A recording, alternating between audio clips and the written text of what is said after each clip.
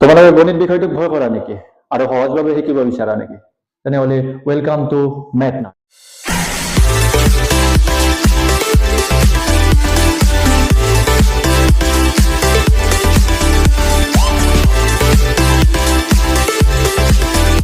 আজি আমি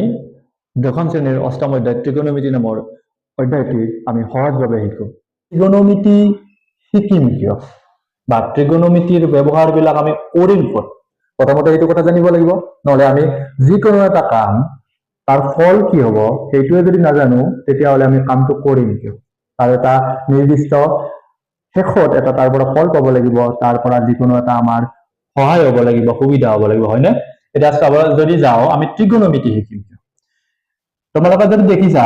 এই অট্টালিকাটো পৃথিৱীৰ আটাইতকৈ ওখ অট্টালিকা বা ওখ বিল্ডিং, আৰু যিটো আমাৰ ডুবাইত অৱস্থিত। আৰু এই ওখ বিল্ডিংটো আমি ধৰা জুখিব লাগে, তেতিয়াহ'লে আমি ওপৰলৈ উঠি গৈ টেপ মিটাৰেৰে তললৈ জুখি আহিম নেকি? তেতিয়াতো নহয়। আগৰ সময়খিনিতো জোখা নাছিল। আমাৰ আগৰ সময়খিনিতো আমাৰ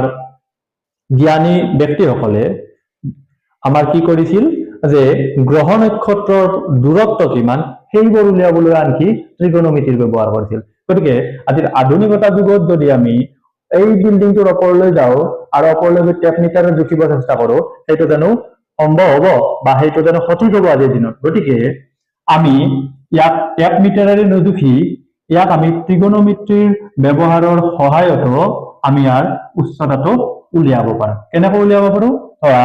এই বিল্ডিংটোৰ পৰা অকমান দূৰত আমি থিয় হৈ টেলিস্কোপৰে আমি কি কৰিলো, একেবাৰে ওখ যিটো শীৰ্ষবিন্দু বিল্ডিংটোৰ একেবাৰে শীৰ্ষস্থান তালৈ আমি চাই দিলো, আৰু তেনেকৈও আমি এই বিল্ডিংটোৰ আমি উচ্চতাটো উলিয়াব পাৰো। দ্বিতীয়তে আমি এই লাইনৰ ধৰা এই যিটো পোষ্ট আছে ইয়াত এটা লাইট আছে, আৰু আমি এই খুঁটাটোৰ আমি উচ্চতাটো উলিয়াব লাগে। তেতিয়াহ'লে আমি ইয়াক টেপ মিটাৰেৰে নুজুখি আমি এটা নিৰ্দিষ্ট স্থানৰ পৰা চাইও ত্ৰিকোণমিতিৰ সহায়ত ইয়াৰ উচ্চতা আমি নিৰ্ধাৰণ কৰিব পাৰো। এটা চাও, এই ত্ৰিকোণমিতিখিনি শিকাৰ বা ত্ৰিকোণমিতিলৈ আগবাঢ়াৰ আগতে আমি এটা সূত্ৰ বা নিয়মৰ কথা আমি পুনৰ শিকিবলৈ চেষ্টা কৰো, যিটো আগতে তোমালোকে পাই আহিছা। এইটো হ'ল পাইথাগোৰাছৰ সূত্ৰ। এতিয়া চাবলৈ যাওঁ, যদি পাইথাগোৰাছ নামৰ গণিতজ্ঞগৰাকীয়ে আমাক এটা সূত্ৰ দিছিল যে বা নিয়ম দিছিল যে এটা সমকোণী ত্ৰিভুজৰ আটাইতকৈ দীঘল বাহুডালৰ জোখৰ বৰ্গফল। গতিকে আমি জানিব লাগিল যে এই সমকোণী ত্ৰিভুজ মানে কি? সমকোণী মানে কি? সমকোণ মানে হল 90 ডিগ্ৰী। অৰ্থাৎ এটা ত্ৰিভুজ যদি সমকোণী ত্ৰিভুজ হ'ব লাগে তেতিয়াহ'লে তাৰ মান যিকোনো এটা কোণৰ মান কিমান ডিগ্ৰী হ'ব লাগিব? 90 ডিগ্ৰী হ'ব লাগিব। অৰ্থাৎ এই সমকোণী ত্ৰিভুজৰ ক্ষেত্ৰত ইয়াৰ যিটো 90 ডিগ্ৰী আছে, 90 ডিগ্ৰী কোণটোৰ সন্মুখৰ যিডাল বাহু আছে, সন্মুখৰ বাহুডাল হৈ পৰিব আমাৰ কৰ্ণ, যাক আমি ইংৰাজীত হাইপটেনিউজ বুলি জানো, আৰু এইকাৰণে আমি ইয়াক এইচ আখৰেৰে বুজালো। আৰু এইডাল আমি বাকী দুডাল বাহুৰ এডাল পাম আমি লম্ব, অৰ্থাৎ পাৰপেণ্ডিকুলাৰ বুলি কয় ইংৰাজীত। গতিকে তাক আমি পি ৰে বুজালো, আৰু অইন এটা বাহু হৈ পৰিব আমাৰ বাবে ভূমি, যাক আমি বি ৰে বুজালো। এটা পাইথাগোৰাছ নামৰ গণিতজ্ঞগৰাকীয়ে কৈছিল কি যে আটাইতকৈ দীঘল যিডাল বাহু আছে, অৰ্থাৎ তাত যদি চাব যাওঁ ইয়াত আটাইতকৈ দীঘল বাহুডাল কৰ্ণ, আৰু কৰ্ণক আমি পাইছো AC। অৰ্থাৎ কৰ্ণক আমি কি বুলি পাইছো? AC। অৰ্থাৎ ইয়াত কি লিখিম? কৰ্ণ। তাক যদি বৰ্গ কৰি দিলো, বাকী দুটা বাহু আমাৰ কি কি থাকিল? এটা থাকিল আমাৰ বাবে লম্ব, আৰু এটা কি থাকিল আমাৰ বাবে? ভূমি। এটা থাকিল আমাৰ বাবে ভূমি। এই দুয়োটাকে আমি কি কৰি দিলো? স্কুৱেৰ কৰি দিলো, অৰ্থাৎ বৰ্গ কৰি দিলো, দি দুয়োটাকে যোগ কৰি দিলো। অৰ্থাৎ এতিয়া আমি কৰ্ণক পাম AC, লম্বক পাম AB, তাক আমি স্কুৱেৰ কৰি দিব লাগিব। ভূমিক আমি কি বুলি পাইছো? BC, আৰু তাকো আমি কি কৰি দিব লাগিব? স্কুৱেৰ কৰি দিব লাগিব। এতিয়া এইখিনি আমাৰ কি কৈছে যে কৰ্ণডালৰ যি আমি বৰ্গফল পাম, এই বৰ্গফলখিনি বাকী দুটা বাহুৰ বৰ্গফলৰ যোগফলৰ সমান বুলি কৈছে। এতিয়া এচিক আমি কি বুলি পাইছো? এইচ অৰ্থাৎ কৰ্ণক আমি এইচ বুলি ধৰিছো, তাক স্কুৱেৰ কৰি দিলো। এ বি অৰ্থাৎ লম্বডালক আমি কি বুলি ধৰিছো পি, তাক কি বুলি কম পি স্কুৱেৰ কৰি দিলো। ভূমিডালক আমি বি চি বুলি পাইছিলো, বি চিক আমি ধৰি দিও আমি বি অৰ্থাৎ বি স্কুৱেৰ কৰি দিব লাগিব। এতিয়া আমি এটা উদাহৰণ সহায়ত চাব যাওঁ, যদি এই লম্বডালৰ মান ধৰিলো আমি 3 সেন্টিমিটাৰ,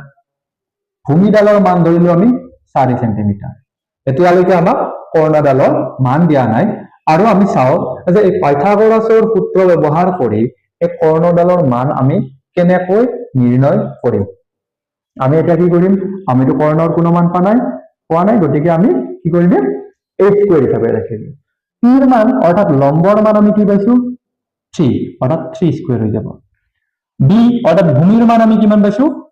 4 পাইছো, গতিকে আমি কি কৰি দিম 4 স্কুৱেৰ কৰি দিম। এটা কি কৰি ললো, এই কৰ্ণ অৰ্থাৎ এইচ স্কুৱেৰৰ আমি বৰ্গমূল ললো, গতিকে কি পাম এইচ। আৰু ইয়াত আমি কি কৰি দিলো 3 স্কুৱেৰ প্লাছ 4 স্কুৱেৰক আমি বৰ্গমূল চিহ্নৰ ভিতৰত ৰাখিলো। এতিয়া আমি কি কৰিম যে 3 স্কুৱেৰ মানে আমি কিমান পাম 3 3 গুণ 9 অৰ্থাৎ 3 into 3 is equal to 9,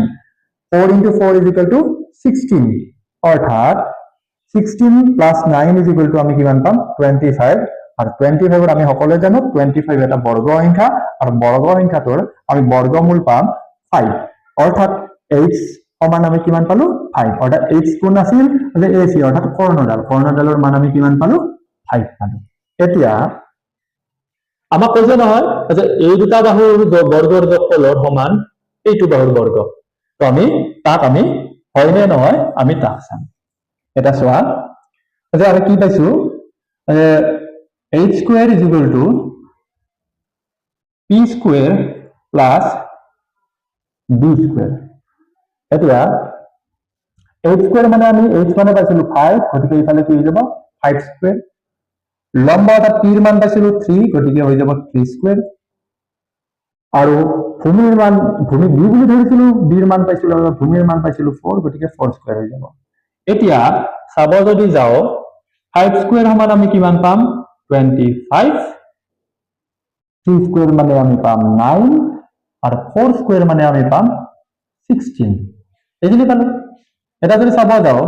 এইফালে আমি কি পালো 25, আৰু এইফালে হললৈ নাই আমি কিমান পালো 16 plus 9 is equal to 25। এটা গম পালো যে পাইথাগোৰাছে যি কৈছিল যে এটা সমকোণী ত্ৰিভুজৰ আটাইতকৈ দীঘল বাহুডালৰ বৰ্গৰ যোগফল মানে বৰ্গফল যিটো আমি পাম সেই বৰ্গফলটো কাৰ সমান হ'ব বুলি কৈছিল যে বাকী বাহু দুটাৰ বৰ্গৰ যোগফলৰ সমান। এইটোতো আমি পাই গলো। এতিয়া তোমালোকে নিশ্চয় বুজি পাইছা যে ইয়াত কৰ্ণ হ'ব লাগিলে যিডাল সমকোণ অৰ্থাৎ 90 ডিগ্ৰী কোণ হোৱা যিটো কোণ আছে সেই কোণটোৰ সন্মুখৰ বাহুডাল হ'ব কৰ্ণ, আৰু বাকী দুডালৰ এডাল হ'ব লম্ব আৰু এডাল হ'ব ভূমি। এটা তোমালোকৰ নিশ্চয় এইখিনি তোমালোকে বুজি পাইছা। এতিয়া আমাক বিভিন্ন দিব পাৰে, কেতিয়াবা আমাক লাগিব পাৰে কৰ্ণ উলিয়াব দিলে আমি লিখিব পাৰিম h square is equal to p square plus b square, এইটো লিখিব পাৰিম। যদি আমাক b স্কুৱেৰ উলিয়াব দিয়ে অৰ্থাৎ ভূমিৰ মান উলিয়াব দিয়ে তেতিয়া আমি b square is equal to h square minus p square কৰি দিম। কেতিয়াবা আমাক যদি আৰু লম্বৰ মান উলিয়াব দিয়ে অৰ্থাৎ p স্কুৱেৰ বুলি ধৰিলো, p ৰ মান উলিয়াব লাগিব, তেতিয়া আমি p square is equal to আমি কি বহাই দিম h square minus b square. এইকেইটা আমি কৰি দিম। মই আশা কৰো তোমালোকৰ পাইথাগোৰাছৰ যিটো নিয়ম বা সূত্ৰ সেইটো তোমালোকৰ কিছু আভাস বা ধাৰণা পালা। এতিয়া আমি এই পাইথাগোৰাছৰ ধাৰণাটোক লৈ অকমান আগবাঢ়ি যাওঁ, যিটো আমি ইতিমধ্যে শিকিম বুলি আগবাঢ়ি আহিছো, সেইটো হ'ল ত্ৰিগোণমিতি। ত্ৰিগোণমিতি শিকাৰ আগতে ত্ৰিগোণমিতি শব্দটো কৰ পৰা আহিছে আমি তাক চাওঁ। এই ত্ৰিগোণমিতি শব্দটো আহিছে এটা গ্ৰীক শব্দৰ পৰা, আৰু ইয়াক তিনিটা ভাগত ভাগ কৰিব পাৰি। ত্ৰাই অৰ্থাৎ ত্ৰাই শব্দটোক আমি তিনি বুলি ললো অসমীয়া। গণ অৰ্থাৎ গণ এই শব্দটোৱে কি কৰি দিছে আমাক বাহু, এইটো কি বুলি পাম আমি বাহু। আৰু মেট্ৰন অৰ্থাৎ এই যিটো মেট্ৰি আছে অৰ্থাৎ মেট্ৰন, এইটোক আমি পাম জোখমাখ। কি পাম জোখমাখ। এতিয়া যদি আমি গোটেই তিনিটা শব্দকে যোগ কৰি চাওঁ তেতিয়া পাম যে তিনি বাহুৰ জোখমাখ অৰ্থাৎ তিনিটা বাহুৰ জোখমাখ। তিনি বাহুৰ জোখমাক মানে তিনিটা বাহুৰে আৱৰা বন্ধ চিত্ৰটোৱে হ'ল কি ত্ৰিভুজ। এতিয়া মানে আমি ত্ৰিকোণমিতিত ত্ৰিভুজৰ কথা শিকিম, কিন্তু কি ত্ৰিভুজৰ কথা শিকিম? সমকোণী ত্ৰিভুজ। অৰ্থাৎ এটা কোণৰ মান কি হ'ব লাগিব? অন্ততঃ এটা কোণৰ মান 90 ডিগ্ৰী হ'ব লাগিব। আৰু যেতিয়া এটা কোণৰ মান 90 ডিগ্ৰী হ'ব, বাকী দুটা কোণ আমি পাইছোৱেই নহয় যে ত্ৰিভুজৰ তিনিওটা কোণৰ মাপৰ সমষ্টি 180 ডিগ্ৰী। গতিকে তাৰ যদি এই কোণটোৱে যদি 90 ডিগ্ৰী হৈ যায়, তেতিয়াহ'লে আমি এই কোণটো ইফালে প্লাছ আছে, ইফালে মাইনাছ হৈ যাব। অৰ্থাৎ এই কোণটোৰ মান আমি 90 ডিগ্ৰী বুলি ধৰি ললো। মই ডাইৰেক্ট মানটো বহাই দিলো। এতিয়া যদি চাব যাওঁ যে বি প্লাছ চি দুটা কোণ মিলি আমাৰ হাতত কিমান থাকিল এতিয়া বাকী? 90 ডিগ্ৰী। অৰ্থাৎ 90 ডিগ্ৰীটো এই দুটা কোণক ভগাই দিব লাগিব। 90 ডিগ্ৰী যদি এই দুটা কোণক ভগাই দিওঁ, সমানে ভাগ কৰিলে 45 কে পৰিব। আৰু যদি কোনোবা এটা কম বেছি 60 কে পৰিলে এটা 30 ডিগ্ৰী হ'ব, এটাত যদি 70 পৰে এটা 20 ডিগ্ৰী হ'ব। অৰ্থাৎ কোণটোৱে 90 ডিগ্ৰীতকৈ ডাঙৰ নহয়, নাইবা 90 ডিগ্ৰীৰ সমান নহয়। গোটেই দহটাই আমাৰ গৈ কিনে কি হ'ব? এইটো হ'ব 90 ডিগ্ৰীতকৈ সৰু, গতিকে এইটোও পাম আমি সূক্ষ্ম কোণ, আৰু এইটো 90 ডিগ্ৰীতকৈ সৰু, এইটোকো পাম আমি সূক্ষ্ম কোণ। তাৰ মানে আমি কি পালো? যে এটা সমকোণী ত্ৰিভুজৰ এটা কোণ যদি 90 ডিগ্ৰী হয়, বাকী দুটা কোণ আমাৰ কি হৈ পৰিব? সূক্ষ্ম কোণ হৈ পৰিব। এতিয়াতো আমি জানিলে যে এই ত্ৰিকোণমিতিত আমি তিনি বাহুৰে আৱৰা অৰ্থাৎ ত্ৰিভুজৰ আৰু কি ত্ৰিভুজ? সমকোণী ত্ৰিভুজৰ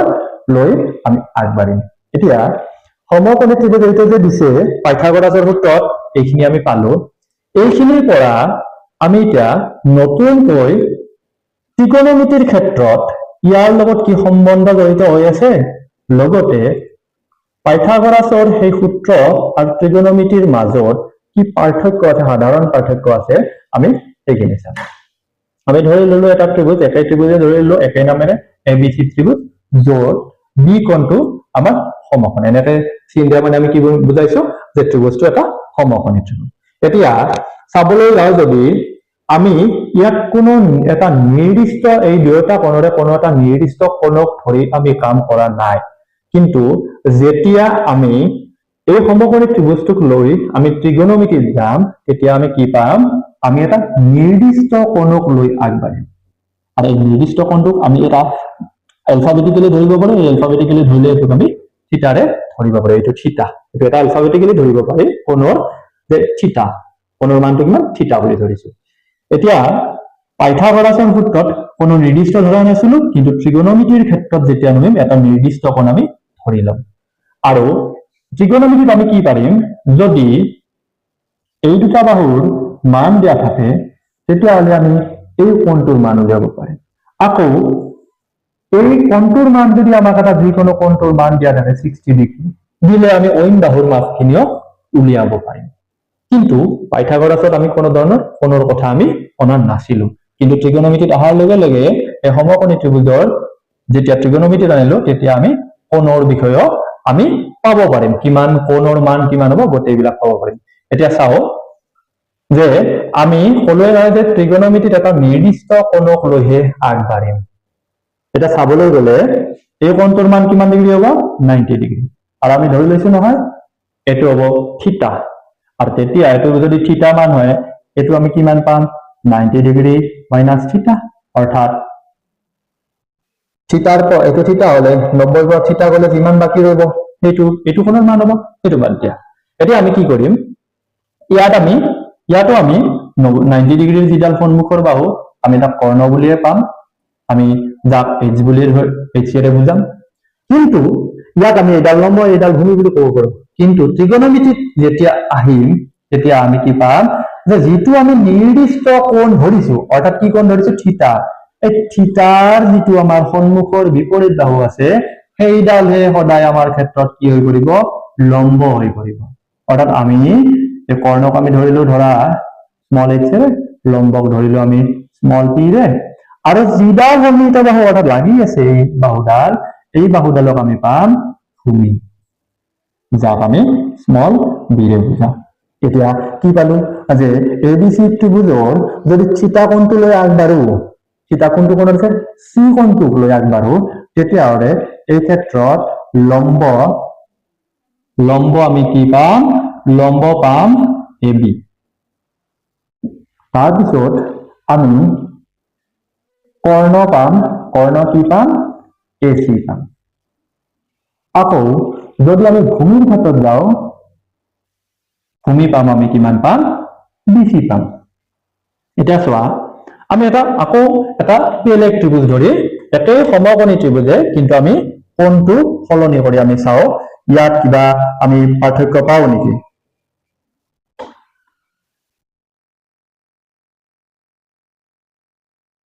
এতিয়া চাও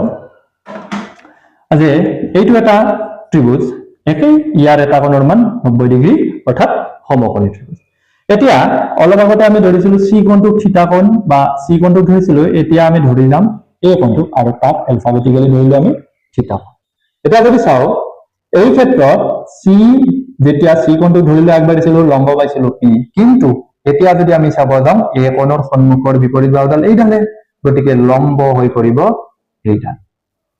অৰ্থাৎ E স্মল আমাৰ এইডাল কি হ'ব যে 90 ডিগ্ৰী সন্মুখৰ বাহুডালটো আমাৰ কৰ্ণ হৈ পৰিব এটো আমি জানোৱে আৰু লগে লগে এই কোণটোৰ লগত যিডাল লাগি আছে সন্নিহিত যিডাল বাহু আছে এই বাহুডাল হৈ পৰিব ভূমি এটা তোমালোকে চোৱা যদি দেখা পাবা ইয়াত নাম একেই আছে ABC আছে ইয়াতো ABC এই কোণটো ইয়াতো আছে বি কোণ ইয়াত আছে সি কোণ একেই আছে সব বিলাক এক আছে কিন্তু যেতিয়া আমি কোণ নিৰ্দিষ্ট কোণ এটা বেলেগ কোণ এটা ধৰিলো সিৰ ঠাইত A ধৰিলো আমাৰ সকলো বিলাক কি হৈ গল সলনি হৈ গল যে লম্ব সলনি হৈ গল লম্ব হৈ পৰিল BC আৰু তেতিয়া আছিল লম্ব AB আৰু ভূমি হৈ পৰিল ভূমি কি হৈ পৰিল AB হৈ পৰিল যিডাল আগতে এই AB ডাল আগতে গল লম্ব আছিল কিন্তু কৰ্ণডাল সলনি নহয় কৰ্ণডাল কিয় সলনি নহয় কাৰণ 90 ডিগ্ৰী কোণত কি হৈছে আমি 90 ডিগ্ৰী কোণৰ সন্মুখৰ যিডাল বাহু আছে সেই বাহুডালক আটাইতকৈ দীঘল অৰ্থাৎ সেইডালক আমি কৰ্ণ হিচাপে পাই গৈ থাকিম গতিকে কৰ্ণ হ'ব AC এটা তোমালোকে দেখা পালা যে পাইথাগোৰাছৰ ক্ষেত্ৰত লম্ব আৰু ভূমি আমি নিৰ্দিষ্টভাৱে ক'ব পাৰিছিলো যে এইডাল লম্ব হ'ব এইডাল ভূমি হ'ব লগে লগে এই পাইথাগোৰাছৰ পৰা আহি যেতিয়া আমি সমকোণী ত্ৰিভুজটো ত্ৰিকোণমিতিৰ ক্ষেত্ৰত আমি আৰম্ভ কৰিলো বুজিবলৈ তেতিয়া দেখা পালো কি যে আমি কোনো এটা নিৰ্দিষ্ট কোণক লৈহে ক'ব পাৰিম যে কোনডাল লম্ব হ'ব কোনডাল ভূমি হ'ব কোন ভেদে লম্ব আৰু ভূমি বিলাক কি হৈ যাব সলনি হৈ যাব এটা এইখিনিক লৈ এই লম্ব ভূমি কৰ্ণ এই সমকোণী ত্ৰিভুজটোক লৈ এই থিতা কোণটোক লৈ আমি 6টা অনুপাত পাম মানে ত্ৰিকোণমিতিক অনুপাত পাম আৰু ত্ৰিকোণমিতিক অনুপাত আছে মুঠতে 6টা এতিয়া চাব যাও সেই ত্ৰিকোণমিতিক 6টা অনুপাত কি আমি তো ক'লোৱে যে কি হ'ব যে থিতা কোণটোক ধৰি আগবাঢ়িম এতিয়া প্ৰথমতে আমি ত্ৰিকোণমিতিক 6টা অনুপাতৰ নাম কেইটা শিকিলো প্ৰথমতে আমি সাইন আমি কোনো ধৰণৰ সংক্ষিপ্ত নকৰাকৈ ফুল ফৰ্মত লিখিছো এতিয়া তাৰ পিছত পাম কোসাইন তাৰ পিছত আমি পাম টেনজেন্ট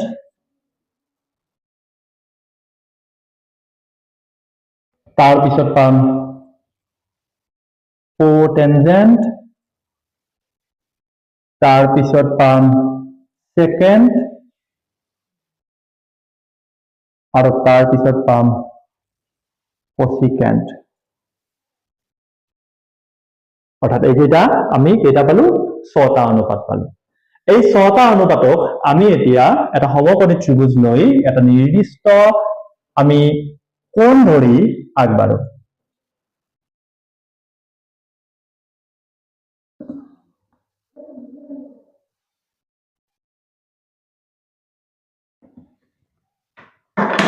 আমি এটা ত্ৰিভুজ ধৰি ললো A B আৰু C য'ত B কোণটো সমকোণ অৰ্থাৎ B কোণটো যদি সমকোণ ধৰো এতিয়া আমি এই 6টা যিটো অনুপাত পাইছো সেই অনুপাতৰ ক্ষেত্ৰত আমি A কোণটোক ধৰি আমি আগবাঢ়ো আৰু A কোণটোক আমি থিটা এলফাবেটিক্যালি আমি বুজাই দিলো এটা চাও যে আমি ইয়াক A কোণটোক যদি ধৰো আমি লিখিব পাৰো sin A অৰ্থাৎ E টো বুজি গল গতিকে sin E টো দি কিনে এনেকৈ নিলিখিবা এটো আমি শর্ট এব্রিভিয়েশন অর্থাৎ শর্ট ফর্মত লিখিলো sin A ঠিক তেনেদৰে কোসাইন যেটো আছে আমি তাক শৰ্ট ফৰ্মত লিখিব পাৰিম cos A. টেনজেন্ট যিটো আছে আমি তাক লিখিব পাৰিম শৰ্ট ফৰ্মত লিখিব পাৰিম tan A. কোটেনজেন্ট যিটো আছে আমি তাক শৰ্ট ফৰ্মত লিখিম cot A. সেকেন্ডটোক আমি লিখিব পাৰিম sec A আৰু কোসিকেন্টটোক আমি লিখিব পাৰিম cosec A. যদি আমি এই কোণটোক ধৰি আগবাঢ়ো এতিয়া যদি সেই এই কোণটোক আমি থিতাৰে বুজাইছো নহয় থিতা যেটো এলফাবেট আছে সেইটোৰে বুজাইছো এতিয়া আমি লিখিব পাৰিম কেনেকৈ যে sin থিতা cos থিতা tan থিতা এইটো লিখিব cot লিখিব পাৰিম আমি cot থিতা sec A যেটো আছে আমি তাক লিখিব পাৰিম sec থিতা আৰু cosec যেটো আছে তাক লিখিব পাৰিম cosec A টোক আমি লিখিব পাৰিম cosec থিতা তোমালোকৰ কাৰণে ভাবিবা ইয়াৰ মাজত কিবা পাৰ্থক্য আছে বুলি নাই আমি কি কৰিম যে আমি এটা নিৰ্দিষ্ট কোণক লৈ আগবাঢ়িছো কি কোণ A কোণ আৰু এই কাৰণে গোটেই কেইটাৰ ক্ষেত্ৰতে লিখিছো আৰু যদি A কোণটোৰ ক্ষেত্ৰত আমাৰ থিতাৰ মানটো দিয়া থাকে মানে আমি এই কোণটোৰ এটা এলফাবেটিক্যালি মানটো ধৰিছো কি যে থিতা গতিকে প্ৰত্যেকটোৰে ক্ষেত্ৰত আমি থিতা ধৰিছো ইয়াত যদি 30 ডিগ্ৰী থাকে আমি তাত ধৰিম 30 degree cos 30 degree tan 30 degree cot 30 degree sec 30 degree আৰু cosec 30 ডিগ্ৰী থিতাৰ মান যি দিয়া থাকে সেই অনুপাতে এইকেইটা বেলেগ বেলেগ হৈ থাকিব এতিয়া চাও এতিয়া ইয়াক লৈ আমি অনুপাত বৰ্ণ কি ইয়াক লৈ এই ত্ৰিভুজটোক সমকোণী ত্ৰিভুজটোক লৈ আমি অনুপাত বৰ্ণ কেনেকৈ পাম এটা যদি চাব যাও ইয়াত 90 ডিগ্ৰী সন্মুখৰ বাহুডালটো ইতিমধ্যে আমি বহুবাৰে কি কৰিলো যে কৰ্ণ যাক আমি h এৰে বুজালো স্মল h এ আৰু এই থিতাটো যদি এই কোণটোৰ বিপৰীত সন্মুখৰ বিপৰীত বাহুডাল সেইডালটো কৈ আহিছো যে সেইডাল বাৰে বাৰে আমি কৈ আহিছো যে এইডাল লম্ব হ'ব অৰ্থাৎ আমি স্মল p ৰে ধৰি ললো আকৌ যিডাল সন্নিহিত বাহু আছে সেই বাহুডালক আমি ধৰি লম কি বুলি পাও আমি আগতে পঢ়ি আহিছো ভূমি অৰ্থাৎ স্মল v ৰে হৈ যাব এতিয়া আমি এই নিৰ্দিষ্ট কোণটোক যদি ধৰো তেতিয়াহলে মোৰ আগতে শিকি আহিছো গতিকে মই ইয়াত লিখি দিম কি হ'ব লম্ব বাই কৰ্ণ এতিয়ানো আমি লম্ব বাই কৰ্ণ কেনেকৈ পালো বা কেনেকৈ মনত ৰাখিম এইখিনি আমি তাকটো আমি জানিব লাগিব এতিয়া মইতো কৈছো যে আমি গণিতৰ সকলোবোৰ বস্তু ট্ৰিক্সত শিকিম আৰু সহজভাৱে শিকিম গতিকে এই গোটেইখিনি আমি সহজভাৱে লোৱাৰ চেষ্টা কৰিম আমি আগতে পাই আহিছো এটা আমি ট্ৰিক পাইছো যে সা ল ক ক ফু ক এ ল হু অৰ্থাৎ আমি কি চালকক ভুকতে লব এইটো পাইছো এতিয়া আমি ট্ৰিক্সটো শিকিলো সান ধৰা সাইন এই ল ক এৰি এইটোক ধৰা কস আৰু ফু ক এৰি এই টেটোক ধৰা টেন অৰ্থাৎ চোৱাচোন সাইন ইজ ইকুৱেল টু লম্ব বাই কৰ্ণ পালোনে cos ইজ ইকুৱেল টু আমি কি পাম ভূমি বাই কি পাম কৰ্ণ পাম হয়নে আৰু tan ইজ ইকুৱেল টু আমি কি পাম লম্ব বাই কি পাম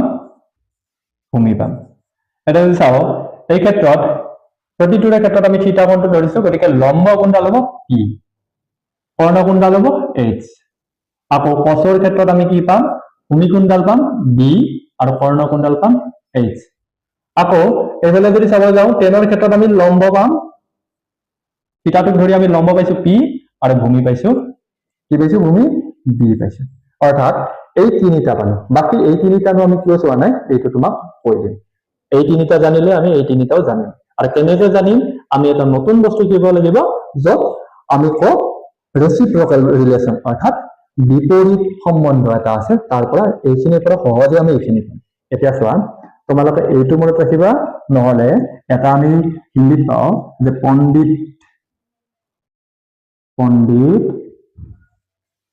বদ্ৰী প্ৰসাদ পণ্ডিত বদ্ৰী প্ৰসাদ হৰ বল এতিয়া যদি চাব যাও প্ৰথমটো ধৰা তোমালোকে সাইনৰ কাৰণে দ্বিতীয়টো ধৰা তোমালোকে কচৰ কাৰণে আৰু তৃতীয়টো ধৰা তোমালোকে টেনৰ কাৰণে প্ৰথম আখৰটো লোৱাচোন পণ্ডিতৰ কি আৰু হৰৰ h পালো নে সাইনৰ মান কি পালো p by h দ্বিতীয়তে cosৰ কাৰণে আমি চাব যে এইটো cos বুলি ধৰা প্ৰথম আখৰটো ধৰা b by কি পাম h হলনে বদ্ধিৰ b h ৰ হৰৰ h টো পালো হলনে আৰু প্ৰসাদক যদি আমি চাব যাও এতিয়া আমি এইটো পালো tan ৰ কাৰণে sin cos tan তোমালোকে মনত ৰাখিবা কিন্তু যে এই তিনিটাৰ কাৰণেহে এই তিনিটা এই যেটো আমি ট্ৰিক্স ইউজ কৰিছো এই sin cos আৰু tan ৰ কাৰণেহে কিন্তু এইখিনি খাটিব বাকিখিনি আমি সহজতে পাই যাম এতিয়া tan ৰ কাৰণে যদি চাব যাও tan ৰ কাৰণে আমি কি পাম যে p আৰু b দেখিছানে গতিকে আমি প্ৰসাদৰ p ললো বলৰ b ললো দেখিলা কিমান সহজত আমি ইয়াক মনত ৰাখিব পাৰো এতিয়া আমি চাব যাও যে এই তিনিটাৰ পৰা এই তিনিটানো কেনেকৈ ওলাই তোমালোকে ট্ৰিক্সটো চাই লোৱা এতিয়া চোৱা মই তোমালোকক লিখি দিলো যে sin থিটা অৰ্থাৎ আমি থিটাটোক লৈ আগবাঢ়িছো sin থিটাৰ আমি যদি ৰেচিপ্ৰকেল অৰ্থাৎ আমি এতিয়া শিকিম কি শিকিম ওপৰত লাগে লিখি দিও তোমালোকে চাই লোৱা যে ৰেচিপ্ৰকেল ৰিলেশ্যন কি লিখিম ৰেচিপ্ৰকেল ৰিলেশ্যন এইটো ৰেচিপ্ৰকেল ৰিলেশ্যন মানে অসমীয়াত আমি পাম বিপৰীত বা বিপৰীতাৰ্থক সম্বন্ধ ৰিলেশ্যন মানে সম্বন্ধ এতিয়ানো ৰেচিপ্ৰকেল অৰ্থাৎ বিপৰীতাৰ্থক সম্বন্ধনো কি আৰু কাৰ লগত ই জড়িত চাও আমি এতিয়া তেতিয়া কলো যে আমি তিনিটাহে পাম বাকি তিনিটানো কেনেকৈ জানিম গতিকে তাক আমি কি কৰিম প্ৰথমতে আমি সাইনৰ বিষয়ে শিকিলাম সাইন আৰু থিটা লৈ আগবাঢ়িম থিটাটো আমি আগবাঢ়িম এতিয়া সাইন থিটাৰ যেটো বিপৰীতাৰ্থক অৰ্থাৎ ৰেচিপ্ৰকেল ৰিলেশ্যন কাৰ লগত আছে 1 / cosec থিটা অৰ্থাৎ সাইন থিটাৰ ওলোটাটো কি আমি যদি তাক লিখিব লাগে তাৰ বিপৰীতাৰ্থকটো হ'ল 1 / cosec থিটা আমি ইয়াক এনেকৈ লিখি এতিয়া কি পাম যে সেই কাৰণে আমি পাম sin থিটা * cosec থিটা = আমি কি পাম 1 পাম আমি মনত ৰাখা ইয়াৰ এটা আমি ট্ৰিক্স চাম যে কোন কাৰ ৰেচিপ্ৰকেল বা বিপৰীত সম্বন্ধ কাৰ লগত আছে সেইখিনি মনত ৰখাৰ কাৰণে অতি সহজ আমি কিছু উপায় অৱলম্বন কৰিম আগতে আমি চাই লও যে এইটো পালো দুই নম্বৰতে আমি চাব যাও cosৰ কাৰণে আমি চাব যাও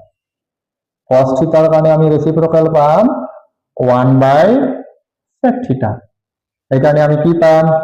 যে cos থিটা * sec থিটা = আমি পাম 1 পালো নহয় এতিয়া cos থিটাৰ ৰেচিপ্ৰকেল কোনি বা বিপৰীত কোনি 1 / sec থিটা অৰ্থাৎ cos থিটাৰ বিপৰীত sec থিটা এতিয়া 3 নম্বৰটো আমি পাম tan থিটাৰ কাৰণে tan থিটা = আমি লিখিব পাৰো যে 1 / cot থিটা আৰু সেই কাৰণে আমি লিখিব পাৰো tan থিটা * cot থিটা = 1 তোমালোকে পালা নহয় যে সাইনৰ ৰেচিপ্ৰকেল cosec cosৰ ৰেচিপ্ৰকেল sec আৰু tanৰ ৰেচিপ্ৰকেল কি হ'ব অৰ্থাৎ বিপৰীত কি হ'ব cot থিটা এতিয়া সাইনত যদি আমি তেতিয়াই পাইছো যে সাইনত যদি আমি পাও p by h পাও আমি cosecৰ ক্ষেত্ৰত সেই বস্তুটো আমাৰ কি হৈ যাব ওলোটা হৈ যাব cosecৰ ক্ষেত্ৰত আমি পাই যাম কি h by কি পাই যাম p পাই যাম ঠিক তেনেকৈ cos থিটাৰ ক্ষেত্ৰত আমি কি পাইছিলো যে ভূমি মানে আমি কি আছিল বেস বাই কৰ্ণ মানে আমি কি পাইছিলো হাইপোটেনিউজ h গতিকে তাৰ যদি আমি sec থিটাৰ ক্ষেত্ৰত লিখিব যাও এইটো ওলোটা হৈ যাব h by কি হৈ যাব p হৈ যাব আৰু tan থিটাৰ ক্ষেত্ৰত আমি তেতিয়া কি পাইছিলো লম্ব বাই ভূমি লম্ব মানে হল পারপেন্ডিকুলার অর্থাৎ p ভূমি মানে হল বেস অর্থাৎ b ইয়াক যদি আমি cot থিটাত লিখিব যাও প্রকাশ কৰিব যাও তেতিয়া আমি কি পাম b by p এটা পালানে যে এই তিনিটাৰ পৰা অতি সহজে আমি এই তিনিটা উলিয়াব পাৰো এতিয়া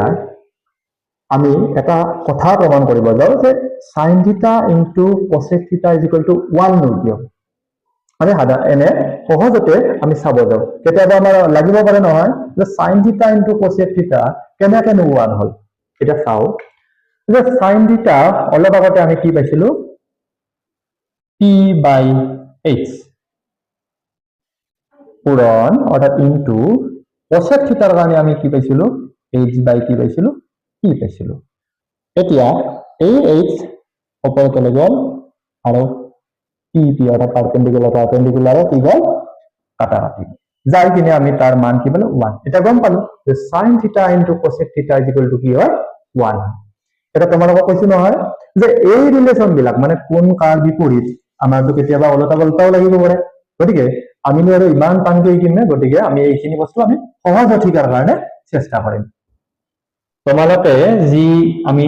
6টা ত্ৰিকোণমিতিক অনুপাত পাইছো সেই 6টা আমি এটা আমি ধাৰণাত লিখি লম যে তোমালোকে কি কৰিবা যি কেইটা cos আছে c আছে মানে cos নহয় c আছে c আখৰৰ কেইটা এটা দিশত লিখি লোৱা c আখৰৰ কেইটা এটা দিশত লিখি লোৱা মানে এতে লিখিবা আমাৰ এতে sin লিখিবা ইয়াত লিখিবা cos এতে sin থিটা ইয়াত কি লিখিম cos থিটা তাৰ পিছত আৰু c আখৰেৰে যোৱা এটা কি আছে cot থিটা আছে নে আর এটা কি বাকি রইব আমার রব হাতে যে cosec থিটা এইফালে কি রইল sin থিটাৰ পিছত আমি পাম tan থিটাৰ পিছত আমি পাম আকৌ এটা কি আছে sec থিটা তোমালোকৰ মনত থাকিল নহয় যে যিখিনি আছে c খিনি ভাগ কৰি লোৱা আৰু বাকি তিনিটা ভাগ কৰি লোৱা এতিয়া আমি কি কৰিলাম মাজত 1 এটা থকা বুলি ধৰি লোৱা ধৰি লৈ তোমালোকে ক্ৰস কৰি অৰ্থাৎ এনেকৈ কোনা কোনাকৈ চিন দি লোৱা আৰু এইফালে এইটো চিন দি লোৱা এটা চোৱা যে আমি যদি চাব যাওঁ কি পাম যে sin থিটাৰ ক্ষেত্ৰত ৰেচিপ্ৰকেলৰ আমাৰ ধাৰণাটো কেনেকৈ ঠিক কৰিম গতিকে আমি sin থিটা ইজ ইকুৱেল টু কি পাম 1 বাই cosec থিটা পালোনে দ্বিতীয়টো আমি মনত কেনেকৈ ৰাখিম cos থিটাৰ লগত এনেকৈ বেকা কৰি কোনে আহিছে sec থিটা গতিকে cos theta is equal two আমি কি পাম 1 বাই sec থিটা আকৌ cot থিটাৰ পৰা এনেকৈ গৈছে বা tan থিটা বা cot থিটা যোনটো লোৱা তাৰ ৰেচিপ্ৰকেল হ'ব অৰ্থাৎ আমি tan theta is equal two আমি কি লিখিব পাৰিম cot থিটা এইখিনি পালো বা আমি ওলটাকৈ লিখিব পাৰো অৰ্থাৎ tan theta is equal to 1 by cot theta পাম নে আৰু এইখিনি আমি কি লিখিব পাৰিম যে cot থিটা ইজ ইকুৱেল টু আমি কি লিখিব পাৰিম 1 বাই tan থিটা এনেকৈ লিখিব পাৰিম বা cos theta is equal to 1 by sec theta আমি ইয়াত এনেকৈ লিখিব পাৰিম যে sec theta is equal to 1 by cos theta. Sin er ক্ষেত্ৰতো লিখিব পাৰিম sin ক যেনেকুৱা sin theta is equal to 1 by cosec theta তাক আমি লিখিব পাৰিম cosec theta is equal to 1 by sin theta তেনেকৈ লিখিব পাৰিম এইটো একেবাৰে সহজ উপায় এই সহজ উপায়টোৰে তোমালোকে বিপৰীতাৰ্থক যিবিলাক আমি বিপৰীত পাইছিলো যে sin ৰ বিপৰীত cosine tan ৰ বিপৰীত cot আৰু sec ৰ বিপৰীত cos অৰ্থাৎ cos ৰ বিপৰীত sec এইখিনি আমি কেনেকৈনো সহজত মনত ৰাখিব পাৰো এই ট্ৰিক্সটো তোমালোকে চাবা এই ট্ৰিক্সটো চালে তোমালোকৰ আৰু কেতিয়াও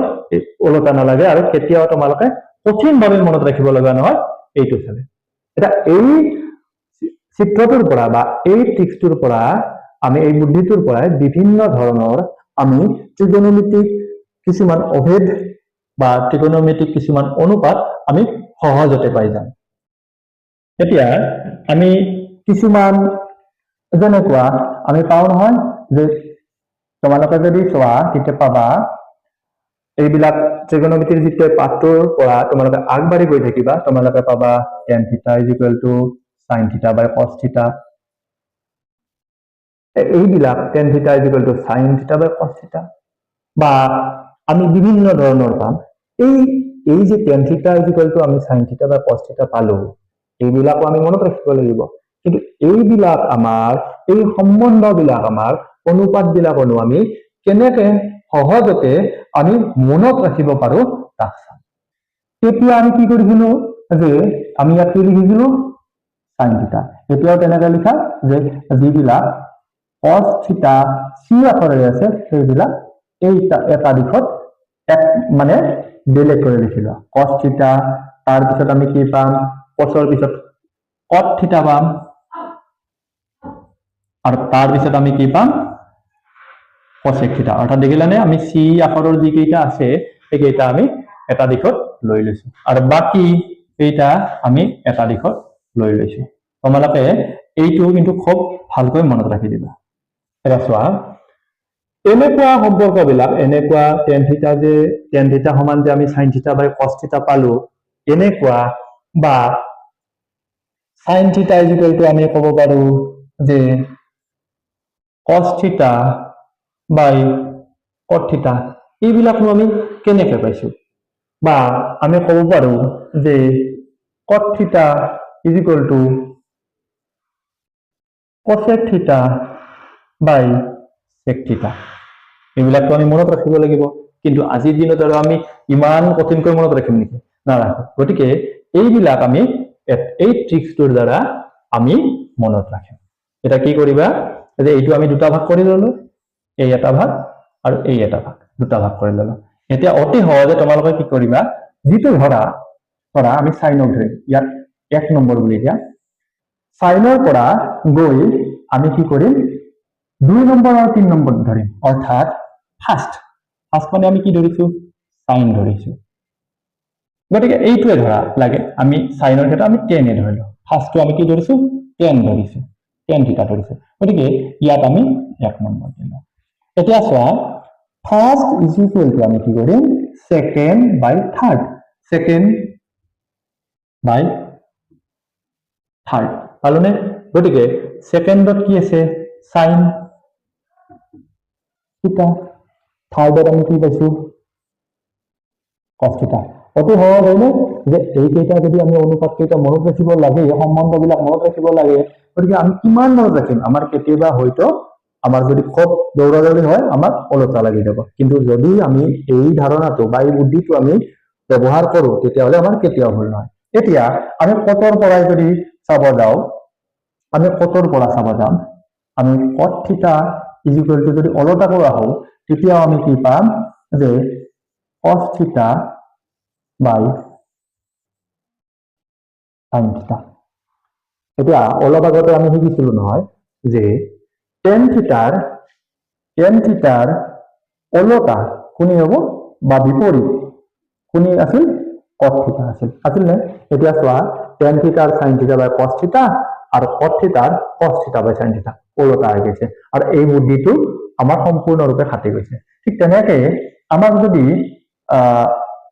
অন্য কিছুমান লিখিব দিয়ে আমি যদি cot থিটা ধৰো cot থিটা ধৰিলে এই নম্বৰটো হ'ব 2 নম্বৰ অৰ্থাৎ 3 নম্বৰ বুলি ক'ব পাৰা আৰু ই হ'ব 2 নম্বৰ গতিকে আমি cot থিটা ইজ ইকুৱেল টু অতি সহজে আমি কি বুলি পাম cosec থিটা বাই sec থিটা আমাৰ কিবা টান থাকিল নেকি যে আমি নোৱাৰো বা আমাৰ ভুল হ'ব নহয় কাৰণ আমি এই ট্ৰিক্সটো ইউজ কৰিম যে সাইন যিবিলাক আছে সাইন tan আৰু sec বিলাক এটা সাইড কৰিলাম আৰু c আখৰেৰে যোৱা প্ৰতিটো অনুপাতকে আমি কি কৰিলাম এটা সাইড কৰিলাম লৈ কিনে এনেকুৱা যিবিলাক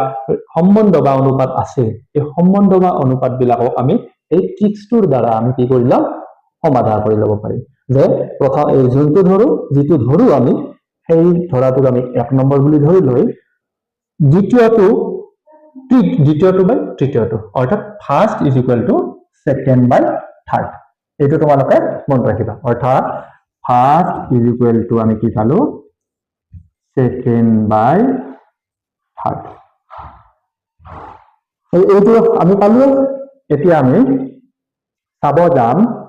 আকৌ কিছুমান আমি অভেদৰ বিষয়ে চাব যাম আমি তিনিটা অভেদ পাও নহয় এই তিনিটা অভেদক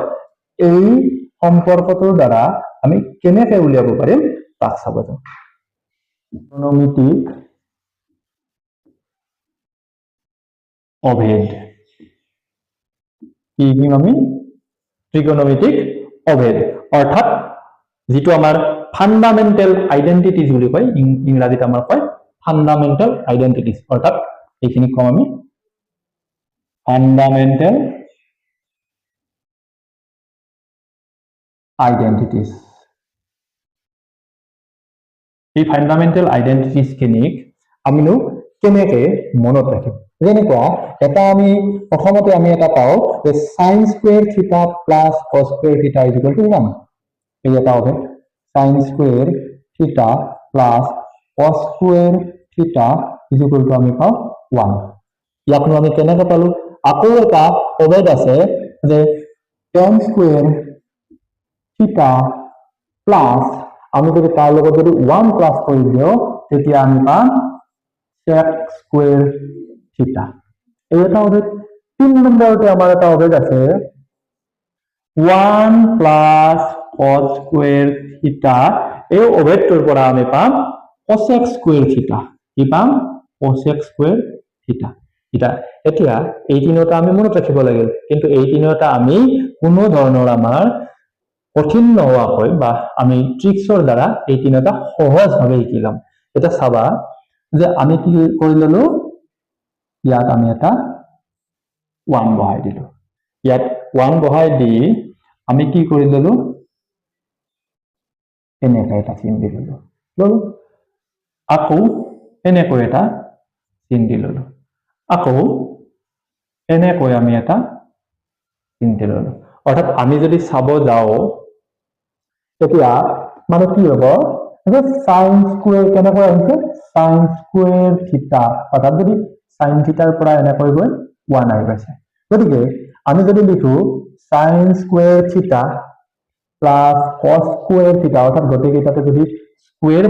বহাই আমি দিও গতিকেইটাতে আমি স্কয়ার বহাই গলো সহজে ওলাই যাব sin square theta plus cos square theta is equal to আমি কি পাইছো 1 দ্বিতীয়টো যদি চাব যাও কেনেকৈ আহিছে এনেকৈ মানে